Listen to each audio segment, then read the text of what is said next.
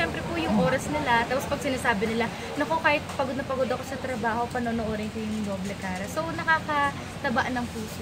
Ano sabi mo na napupuri ng sobra yung acting mo ngayon? Ako mismo nakapangang nga. Grabe ka, ako. Salamat po. Inspired daw kasi.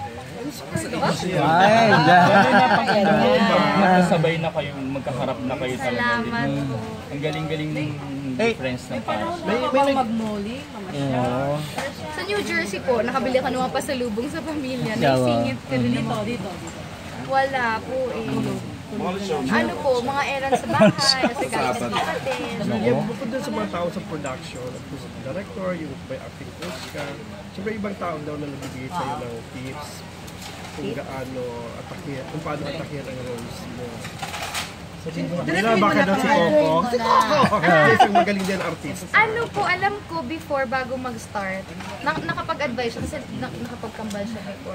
So yun, parang nasabi lang niya na anuhin ko yung character. Kung paano atakihin.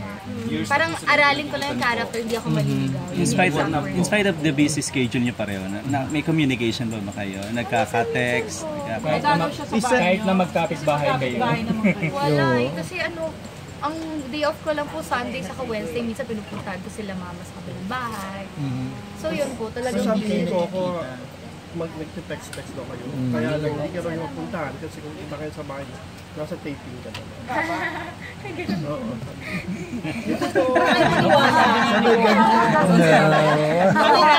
Paano yung tawa? Sa interview Oo, sinabi niya. Hindi mo rin ay sinabi. Napapanood mo pa ba yung probinsyano? Epiges ng probinsyano? Hindi po eh. Pero pag ano po, minsan naman nag-iwan TV ako pag may signal. Pagka ba binigyan ka ng chance na mag-cameo doon, papayag ka? Yes. Ay! Oo, maging part ka ng probinsyano. Kakayanin po ba ng Doble Cara? Parang aalangan. Pero hindi, kung may chance. Doble Cara. Nahanap mo yung anak mo. Pwede. Gusto po sa Pilipinas, bakit hindi Crossover ka na. Pero yung personal life mo ngayon, Julia, kumusta? Okay naman po. Masasabi ko rin po na tahimik, masaya, and blessed na blessed ako sa lahat ng bagay.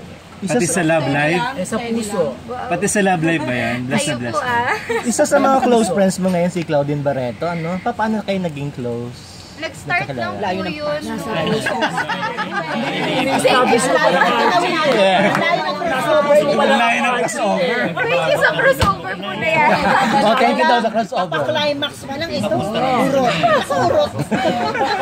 Okay, Claudine. Mamaya ibalik natin yan. Nag-start po si movie na